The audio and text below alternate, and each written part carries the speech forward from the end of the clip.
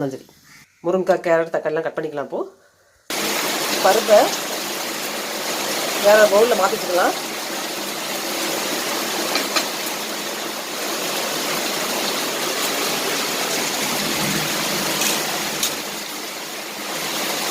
முருங்கைக்காய்,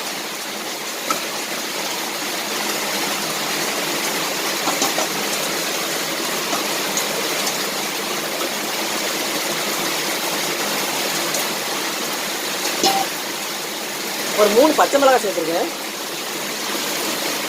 அது கூட கேரட்டையும் சேர்த்து உள்ள போட்டாச்சு. சின்ன வெங்காயம், தக்காளி, மல்லிப்பொடி, சீரகம், மஞ்சள், அப்புறம் மிளகாய்த்தல், சோம்பு எல்லாம் சேர்ந்து அரைச்ச மிளகு எல்லாம் சேர்ந்து அரைச்ச குழம்பு மிளகாய் பொடி